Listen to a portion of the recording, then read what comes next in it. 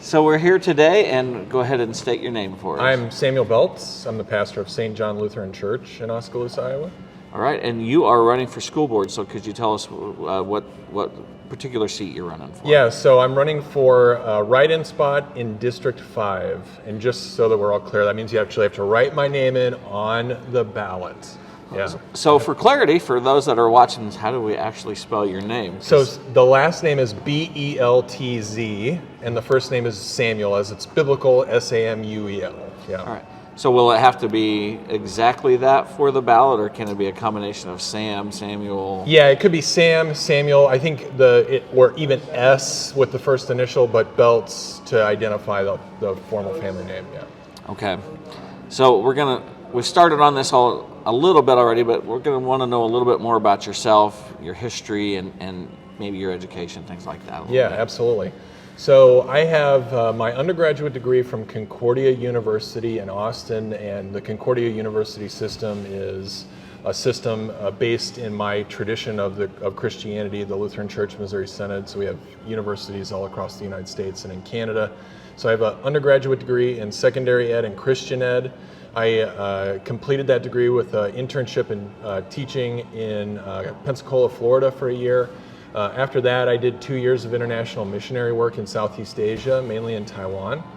Then I came back and I started another degree, a professional degree at Concordia Seminary in St. Louis, which is one of 2 Missouri Synod seminaries in the United States, and one of the foremost seminaries for biblical languages and biblical history and theology in general in the United States, a very prominent seminary there.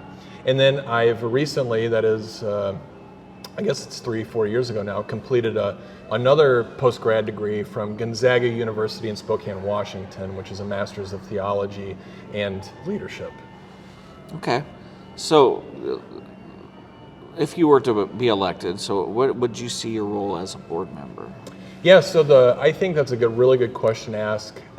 One of the main aspects of being a board member, I believe, is to try to facilitate the educational process between teachers and students, and also parents and students, right? So there's sort of a triangular method of education: the educator, the student, and the parent who is pushing the student into the education system, which is one of my main points for being on the school board, is to sort of reassert the parent as the authority over the education and life of the child.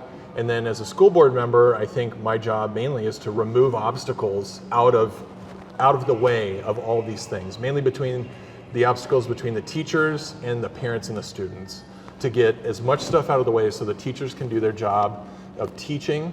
The student and the parents can have as much contact with the teacher and the student to help guide that process and authorize that process of education. Okay. So really, why do you want to serve?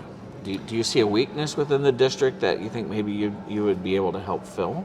Well, I think that's probably one of my weaknesses, is that I'm not the most familiar with the Oskaloosa School District, right? I'm not a local guy. I was transplanted here 10 years ago for my job, so I do have some deficiencies there. But I think that is also can be a strength too. So I can see the systematic issues that are at work, and I do see a few systematic problems, I think, within the school district. I think from what I've noticed, there is a little bit of overreach and maybe micromanagement that takes place from certain levels of the school board, interfering in the life of the teacher, or with the teaching process maybe, or with some of the mechanisms that go into the teaching process. Maybe the school board is putting obstacles in place that don't need to be there. I would like to pull obstacles away so that the teachers can have more access to the students, to the education process, the parents, and that sort of thing. Okay. So what challenges do you see for the district going forward? Well, I think probably one of the biggest challenges now is the superintendent planning on retiring, and that's, of course, a process that the school board took up not too long ago, but now apparently in the near future we're going to have to take that up again. So that's probably one of the biggest changes. And then the second change, or the second challenge, is just the continuing interaction with COVID and policies on a state and federal level the educational needs of the students. You're probably also going to see, one of the other things that I focus on a lot now. I'm an adjunct professor at Indian Hills, and one of the things I've focused on there prior to all of this COVID stuff is compassion fatigue and various other spiritual and emotional issues that take place for folks that are primary caretakers for people in traumatic situations. I think you're really going to start seeing this sort of stuff with teachers in the near future. It's been extremely traumatic for teachers over the last several months and years, having to work through various platforms, having to deal with emotional stressors in their own lives, also with that of the children who they usually are very connected to. I think that's going to be an aspect of care that a school board can't overlook moving forward with all these sorts of things. So there's definitely at least 3 major issues that you can see as being major challenges for any school district, especially Oskaloosa. Well, what positives are you seeing from the district, and how would you like to build upon those positives that are happening? Yeah, I think that from my interactions with the teachers especially, the teachers are a great strength in the Oski School District. You have a lot of teachers that are very committed. You have a lot of teachers that obviously care deeply about the life and integrity of the education system, about the life of their students, about providing a very good and robust education to their kids. So that's the sort of strength that we want to continue to reinforce. I think we have, as far as I'm aware, we also have an increasing homeschooling population. And I am a homeschooler myself, so I have 5 kids and we homeschool, but we're also enrolled in the school district. We do the homeschooling assistance program. Over the course of time that we've been involved with that, the homeschooling families have increased, the number of kids have increased. And I think for whatever reason, there's still a stigma about homeschooling from a lot of people that are involved in the public school district. It's not everybody, but you can definitely hear it, that there's this sort of pall that is cast over homeschoolers, that there's some sort of, this weird group that wants to be divided from civil society and polite society so they don't stick their kids in public education. But that's really not why people homeschool in the first place, and especially not why people homeschool in this area. And the homeschooling group has really began to multiply and increase over the last several years. And that group of people are a major asset, and those families are major assets to our school district and to our schools. And I think that their way of doing things is not all that unhelpful as an image maybe that the school board can take over. Not necessarily in fostering in-home education, even though that would be good, but in particular in reasserting a classic Western approach, classic Western curriculum, classic Western methods in our educational system, which historically the schools in the United States have really been based on. But that has really started to shift over the last several years. I mean, probably decades at this point, but we're really seeing it start to come home recently in the United States in general and in public education in Iowa. So, school districts play a major part in every community, and of course ours is no different. We've seen Oskaloosa's population increase very slightly. Yep. Mahaska County struggled and lost a little bit, but how do you see the district playing a role in making Mahaska County a better place? Okay, so I think this is a really great question, and it's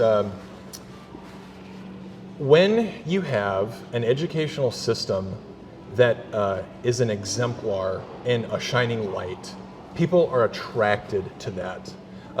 That's why, of course, I think the homeschooling is a great asset, why the teachers are a great asset, and why the school board's job is to get the obstacles out of the way for the teachers to have greater access, less hassle, less frustration in educating the kids, and also to make Oskaloosa School District a place where all of the homeschooling families that are around here want to come to Oskaloosa to educate their children and draw people into this place, right? I think we obviously need benchmarks in education, not simply federal benchmarks or state benchmarks, but benchmarks for what we want our children to be able to do at the end of their time. I don't know if I've ever really seen clear benchmarks that the school board has promoted for the kids in our school district to be able to achieve a certain level. There's obviously some things that have to be discussed and worked out there, but I think on a curriculum level, when you start actually giving clear benchmarks, attaining those benchmarks, when you start becoming a place that's efficient that is known for the product of good education and thoughtful children, and promoting the lives of the teachers, their well-being, promoting the relationship between the teachers, the students, and the parents. When the reputation of an Oskaloosa school district becomes shining, bright, shiny, that's how a school board, a school district, the educators, the schools, all this benefits, and so does the community, because people want to become a part of this, and not, as I've noticed, being a homeschooling parent and also just being a resident of Oskaloosa, one of the problems has been open enrollment of residents in the Mahaska County and Oskaloosa School District, open enrolling in other school districts and other places, right? Homeschoolers are starting to think about moving down to Eddyville because it's a little easier to work with the school board in Eddyville. There's a little bit more money that is funding and underwriting the education of homeschoolers. I know a lot of families that open enroll in Pella and open enroll in North Mahaska. If we can change that, not by changing the policies, but by changing the outputs, I think that's ultimately what's going to draw people in and make Oskaloosa a place where people want their children to be educated and not maybe take their children to other places to be educated. Okay. So what role do you believe the school system plays in a child and family's everyday life? Yeah, so I think all authority is rooted in the parental office, in the home, right? Moms and dads have all the authority over the education of their children. When a mom and a dad can't supplement that in the home, for what they think they need out of their child's education, they look to a teacher in particular, to a teacher, not necessarily to a superintendent or to a school board, they look to a teacher. And then they put their children under the tutelage of that teacher. And again, when that teacher and that student and parent union, when that teacher and that parent and student are able to work together without interruption and obstacle, I think that benefits everybody that's involved in this. The teachers are less frustrated, the parents and the students are receiving the one-on-one contact and the education that they want and desire, and that is able to work well. So that's again why I think the main role of the school board is to withdraw obstacles out of this diode, out of this two-party system, right? The teacher and the parent-student relation need to be very strong. And when they are, everybody, I remember my good teachers, right? I remember how my good teachers not only affected my daily life by wanting to come to school, but when I carried that home and my parents were happier and I was excited to do the work in the schools, and it didn't beat me up, to come home and have to do homework and be a frustration on my family. I think that's what we need to be aiming for. Now, obviously, we can't get that to be 100%, but I think we can have high output. Again, if we remove obstacles that are impeding the relationship between the parent, student, and the teacher. Okay. Well, we're winding down here. We have 2 questions left. Great. So how would you impact the culture of the district? Does the district have an image problem? And how would you address that if that was so? Yeah, so in my time in Oskaloosa, what I have heard, and this is of course all hearsay, but that is the Oskaloosa School District has an issue of micromanaging various aspects of the school's life, that the school board is sort of the source of that micromanagement, and maybe also the superintendent. Now, I have not been involved in the school board and the superintendent's life to know if that's verifiable or not. Again, that's all hearsay. But if that's true, that's an issue that needs to be amended, right? The school board's job, again, isn't to increase the obstacles and increase the oversight where it's not needed. Of course, the school board has to oversee in certain aspects, but to remove the obstacles out of the way of the teachers and the students so that the teachers and the students can get exactly what they need to educate and to be educators.